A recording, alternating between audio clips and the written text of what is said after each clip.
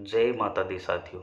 साथियों, आज मैं आपको गोगा जी महाराज और रामदेव जी महाराज के जो नाम के आगे पीर लगाया जाता है उस कहानी से अवगत कराने जा रहा हूँ। साथियों, बहुत से लोग असमंजस में हैं कि गोगा जी महाराज और रामदेव जी महाराज के नाम के आगे पीर क्यों लगाया जाता है।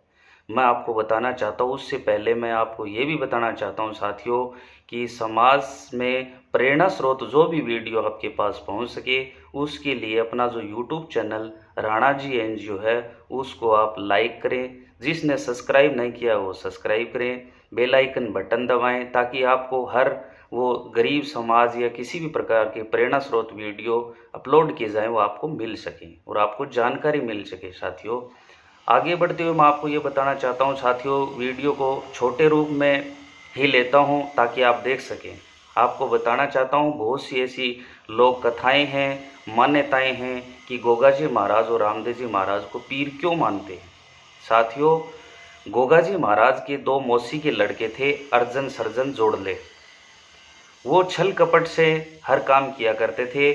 उनके मन में आया कि गोगा जी महाराज के हिस्से की जो भूमि है, उनका राजपाट है, वो छीन लिया जाए, लेकिन वो युद्ध करने में असमर्थ थे। उन्होंने उस समय के शासनकाल में जो दिल्ली के बादशाह थे उनका नाम था आनंदपाल। वो आनंदपाल से मिले और कहा कि गोगा जी महाराज के साथ युद्ध करना है, आप हमारी मदद कीजिए। आनंदपाल तैयार हो गए। वो गोगा जी महाराज के किसी भी प्रकार के रहस्य से अवगत नहीं थे। उन्हें मालूम नहीं था कि गोगा जी महाराज ऐसे एक धर्म पुरुष देवता हैं। उन्होंने क्या किया कि वो उनके लिए तैयार हो गए और वो स्थान था साथियों खुड्डी गांव के अंदर, जो बीड़ की जो भूमि है, राजगढ़ तहसील के खुड्डी गांव बीड़ की भूमि है, जो मैंने अपनी आंखों से देखा है। वो आज भी युद्ध के कारण रकस से लाल भूमि दिखाई देती है। साथियों, उस स्थान पर एक चौहान वंश का एक घर था, वो भी वहाँ बसता था उस समय, और गोगा जी महाराज खुद स्वयं चौहान थे। तो राजा ने क्या किया, अर्जन सर्जन के साथ मिलकर के अपनी विशाल सेना के साथ वहाँ पड़ाव डाल दिया उस बीड़ के अंदर खुडी गांव में। और वो पड़ाव डालने के साथ ही गोगा जी महाराज को किसी ने सूचना दी कि वहाँ पर अर्जन सर्जन आनंदपाल बादशाह के साथ है, वहाँ पर पड़ाव डाल दिया है युद्ध लड़ने के लिए, और आपके लिए सूचना है, आपको युद्ध लड़ना पड़ेगा।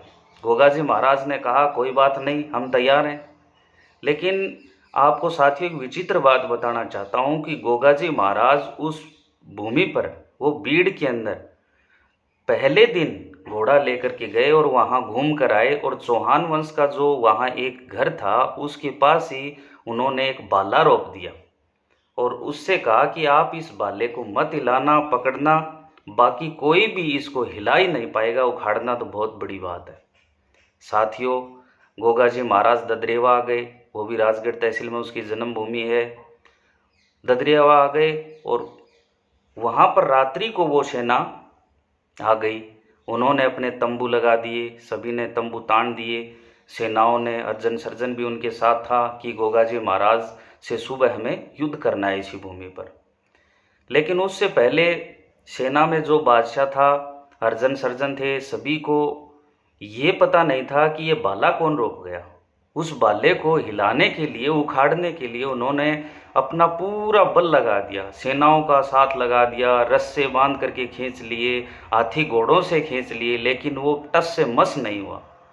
तो कहते हैं ना कि शासन जो करता है उसके पास बुद्धि बहुत होती है।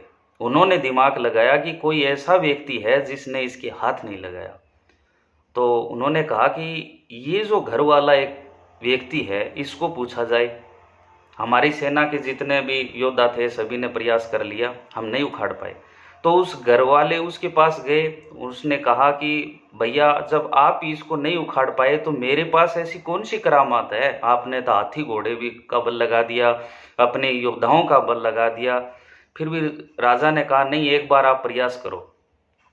और गोगा जी महाराज ने उसे मना किया था, क्योंकि वो भी चौहान वंश में था और गोगा जी भी चौहान वंश में था, इसलिए उसके लिए एक आण थी, एक मर्यादा थी कि चौहान वंश का इसको हाथ न लगाए।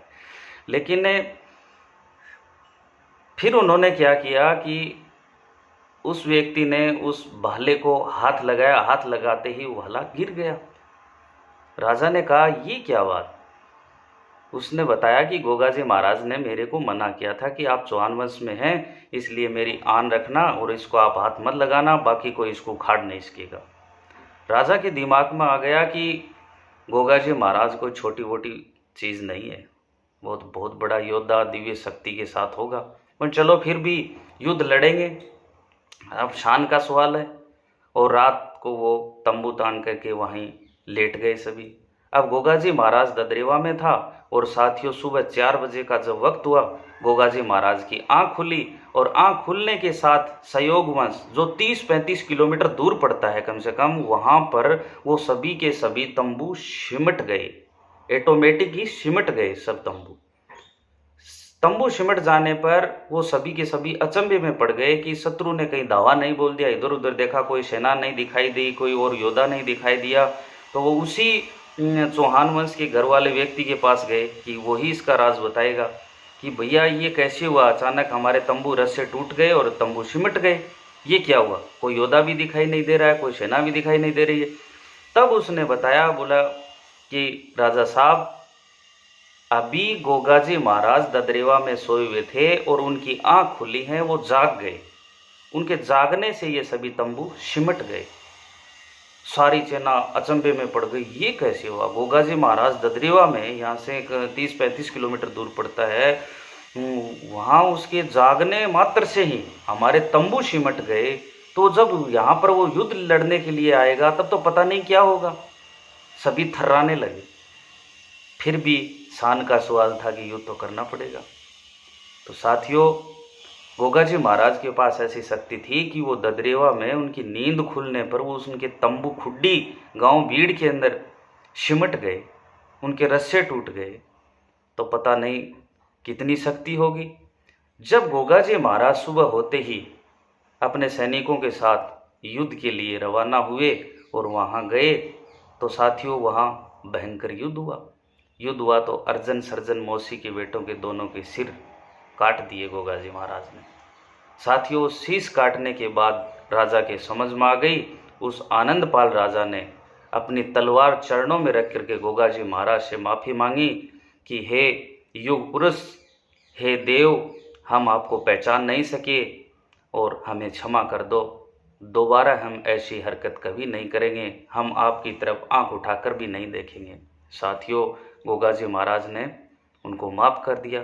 और उसी सेना के अंदर मुस्लिम समुदाय के क्यामखानी भी थे।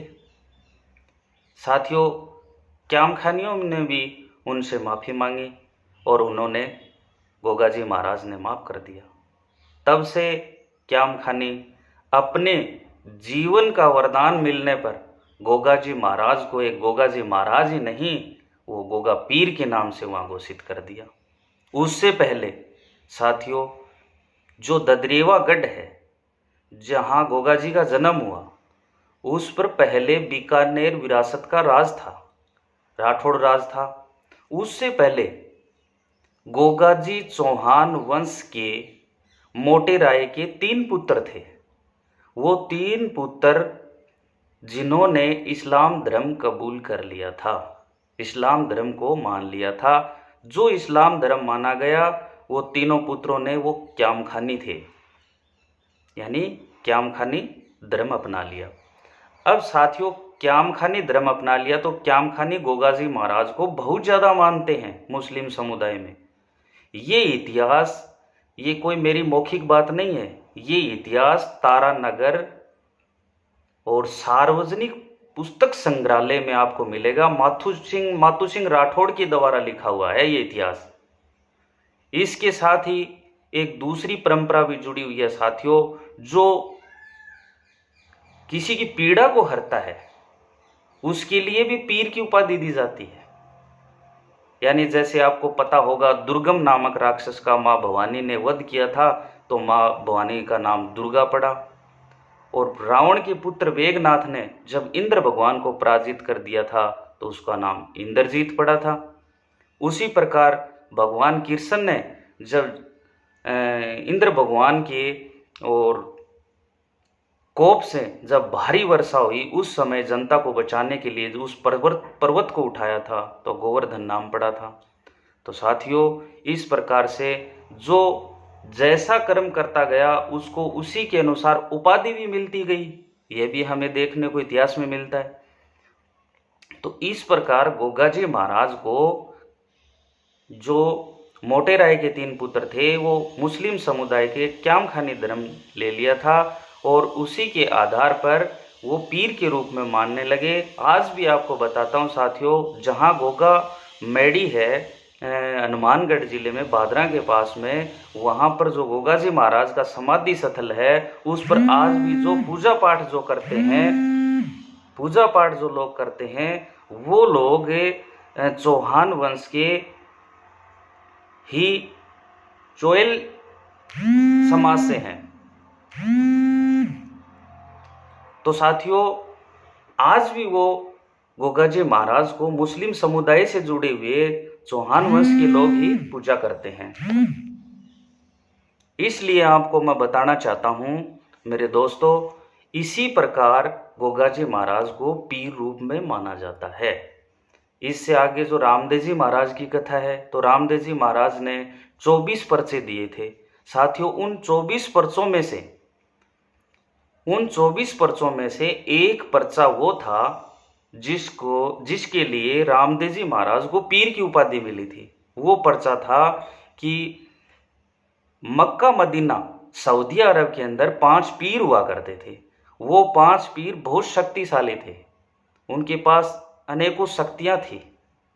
वो पीर रामदेव जी महाराज की परीक्षा लेने के लिए हिंदुस्तान आए।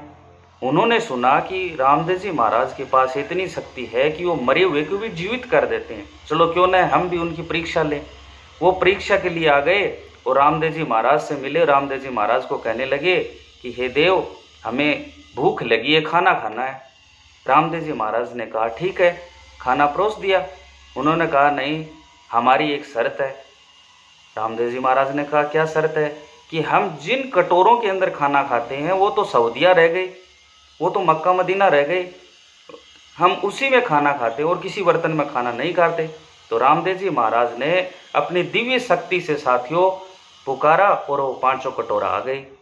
5 कटोरा आ गए और 5 पीरों को दे दिए कि आप देख लो, अपने अपने जिनमें आप खाना खाते हो यही वो कटोरे हैं या किसी दूसरे हैं। उन्होंने देखा कि कटोरे तो सेम है जब जिसमें हम खाना खाते थे। उन्होंने कहा साहब कटोरे तो वही हैं। फिर उन्होंने उसमें भोजन किया और भोजन करने के बाद उनकी काया जब भोजन करने से तृप्त हुई तो साथियों उसी समय उन्होंने कहा पीर तो हम थे, लेकिन आज से रामदेव जी महाराज आप भी रामशाह पीर हैं, आप पीरों के पीर हैं। उसी समय इनको पीर की उपाधि दी गई। साथियों, दूसरा लोक कथाओं में ये भी मिलता है कि रामदेव जी महाराज ने शोषित पीड़ित गरीब असहाय 36 कौम के असहाय लोगों की मदद की, उनकी पीड़ा हरी, इसलिए भी उनका नाम पीर रखा गया, पीड़ा हरने वाला रामशाह पीर। तो साथियों, ये लोक कथाओं में ये मिलता है, इतिहास में ये मिलता है इन दोनों देवताओं के लिए कि पीर की उपाधि, इसलिए इनको पीर की उपाधि दी गई। साथियों, ये मेरा छोटा सा वीडियो है, कृपा करके आप अपने जो राणा जी यूट्यूब चैनल है उसको लाइक और सब्सक्राइब, जिसने नहीं किया वो सब्सक्राइब करें, बेल आइकन बटन दबाएं। मैं आपको इतिहास से जुड़ी, समाज से जुड़ी और अन्य जो साहित्यार्थ जो भी जितने भी वीडियो होंगे मैं आप तक पहुंचाता रहूँगा। और साथियों, ये हमेशा ध्यान रखना कि मैं जो भी वीडियो अपलोड करूँगा वो इतिहास से जुड़ा, सच्चा और सटीक होगा, न कि अपने मौखिक रूप से बना करके। साथियों, आप मेरे से ज़्यादा समझदार हैं, जो भी कोई गलती हो क्षमा करना।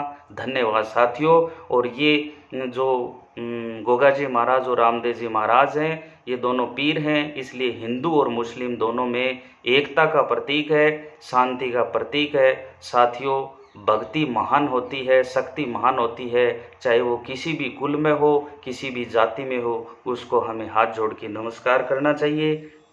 जय माता दी मेरे दोस्तों, जय रामशाह पीर, जय गोगा पीर, जय हो।